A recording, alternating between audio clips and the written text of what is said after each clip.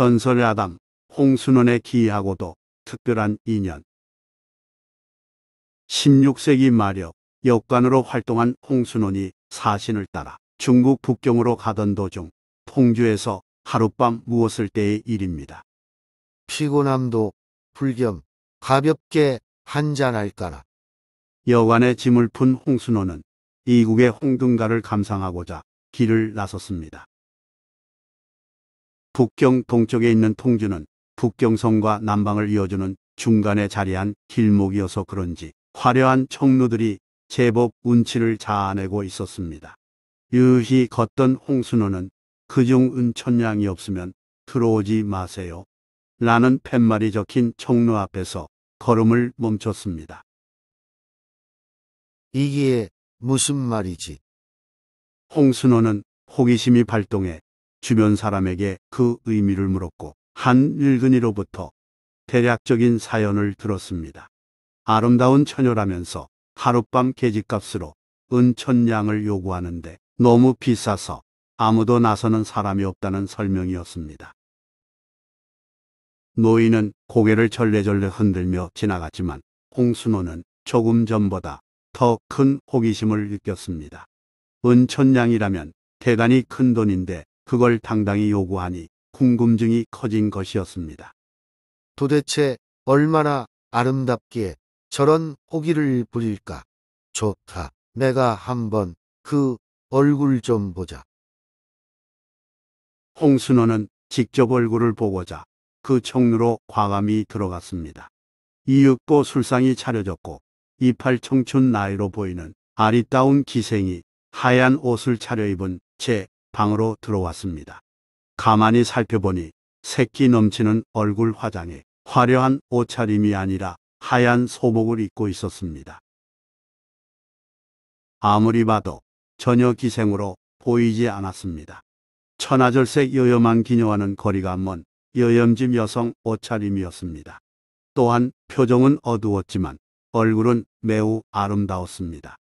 홍순원은 기이한 생각이 들어 기생에게 물었습니다. 어인 연유로 소복을 입었소. 기생은 차분한 태도로 대답했습니다. 소녀는 본디 절강 사람입니다. 벼슬 구하러 상경한 부모님을 따라 북경에 왔으나 두 분이 갑자기 몹쓸병에 걸려 돌아가셨습니다. 북경에 아는 사람이 전혀 없고 부모님 장례는 물론 고향으로 시신을 모시고 반려비도 없습니다. 하여 생각다 못해 몸을 팔아 장례비를 마련하고자 이렇게 나서게 됐습니다. 말을 마친 기생은 눈물을 뚝뚝 흘리며 흐느껴 울었습니다. 조마조마하게 손님을 기다린 며칠간의 마음고생이 서러웠던 까닭입니다. 홍순원은 측은한 생각에 조심스레 물었습니다. 장례 비용은 얼마면 될 것 같소? 은 300냥은 있어야 할 것 같사옵니다. 흐흐흐. 이에 홍순원은 가지고 있던 전대를 풀어 기생에게 선뜻 내주면서 따뜻한 말로 당부했습니다. 내가 가진 돈은 이게 전부라오. 이 돈으로 빚을 갚고 부모님 시신을 고향으로 모셔 장례를 치르시오. 그리고 상황이 어렵더라도 굳센 마음으로 살아가길 바라오. 낯선 손님의 따스한 말에 기생은 무척 고마워했습니다. 정말 감사하옵니다. 흐흐. 기생은 감격에 겨워 눈물을 흘리면서 이부자리를 표류했습니다. 홍순원은 기생의 그 손길을 막으며 말했습니다. 나 그냥 나가겠소. 아니 되옵니다. 저를 도와주셨는데 저는 그냥 보내드릴 수 없사옵니다. 기생의 호소보다 홍순원의 의지가 더 강했습니다. 아니요. 나는 어떤 대가를 바란 것이 아니라오.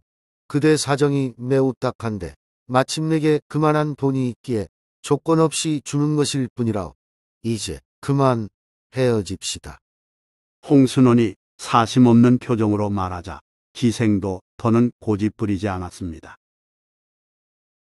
다만 기생은 홍순원의 손을 잡으며 사정했습니다. 그럼 조남만이라도 알려주옵소서. 제발 부탁이옵니다. 그것 참. 조선에서 온 역관 홍순원이라 하오.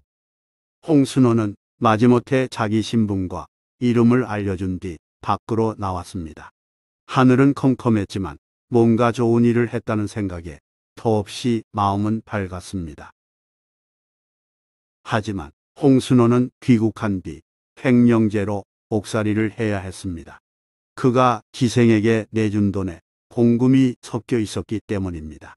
홍순원도 그 점을 알고 있었지만 기생의 처지를 동정하여 모두 내어줬고 귀국한 뒤에 그에 대한 처벌을 각오했었습니다.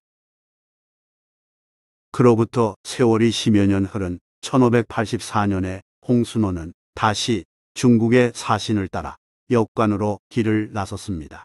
역관은 외교에서 중요한 역할을 했는데 홍순호는 통역을 유능하게 잘했으므로 다시 선발된 것입니다. 홍순호는 종계 변무를 해결하러 나선 사신들의 통역을 맡았습니다. 종계 변무는 왕실 가문에 대한 잘못된 기록을 바로 잡음이란 뜻으로 조선 정부에서 태조 때인 1394년부터 선조 때까지 기회 있을 때마다 명나라에 사신을 보내 태조 이성계의 잘못 기록된 세계를 시정해달라고 주청했던 사건을 가리키는 말입니다.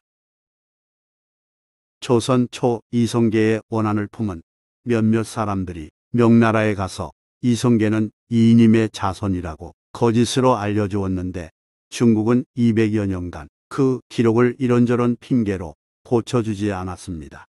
홍순호는 중국어 실력이 뛰어났기에 그 일을 수행하는 사신 일행으로 따라 나선 것입니다. 이번에는 반드시 바로잡아야 할 텐데. 사신 일행은 중국 북경에 도착하였지만 부담감으로 인해 초조한 마음을 감추지 못했습니다. 명나라는 의도적으로 고쳐주지 않으면서 조선 정부를 쉽게 다루려 했기 때문입니다. 그런데 뜻밖의 인연이 홍순원을 기다리고 있었고 덕분에 일이 예상보다 쉽게 풀렸습니다. 조선에서 온 사신 일행이 묵고 있는 숙소로 한 중국인이 찾아와서는 혹시 홍 역관이 있는지 물었습니다. 내가 홍 역관이오만 무슨 일이오?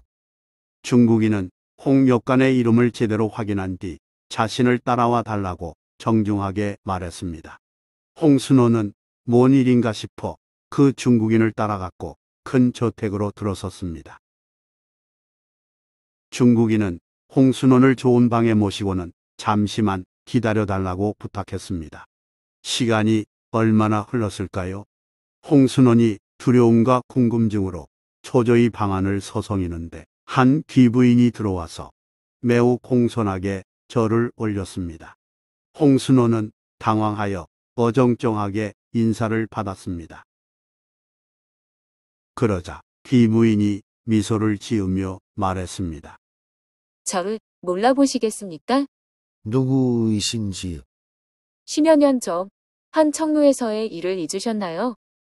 아니, 그럼 혹시 그때 그 홍순원이 설마 하는 심정으로 반문하자 귀부인은 그렇다면서 아주 밝은 표정으로 대답했습니다. 그때 대인께서 주신 돈으로 부모님을 고향으로 모시고 가서 장례를 치렀으며 그 후 아버님이 모함당한 일이 밝혀졌습니다. 대인 덕분에 몸을 더럽히지 않았으니 그 은혜를 어찌 잊었겠사옵니까? 지금은 예부상서 석상의 아내였고 조선에서 사신 일행이 올 때마다 존함을 확인하며 이런 만남을 기다렸사옵니다. 홍순호는 자기 귀를 의심했지만 분명 특별한 재회였습니다. 더구나 예부상서라니 예부상서는 종계 변무를 관장하는 부서의 장관이었습니다.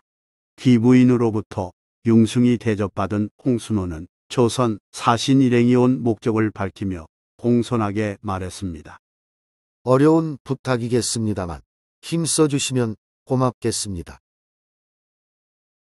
그에 대해 귀부인은 온화한 미소를 보이며 답했습니다. 염려 마세요. 제가 별다른 힘은 없으나 남편께서 홍대인의 의리에 감탄한 바 있으니 일이 잘 될 것입니다. 이후 실제로 이성계에 대한 기록이 온전하게 바로잡혔습니다. 조선 정부의 200년에 걸친 수건이 드디어 해결된 것입니다. 조선 사신 일행이 북경을 떠나는 날 그 귀부인은 손수 순호와 짠 비단 몇 상자를 홍순원에게 보냈는데 거기에는 한 필 한 필마다 보온이란 글씨가 수놓여 있었습니다.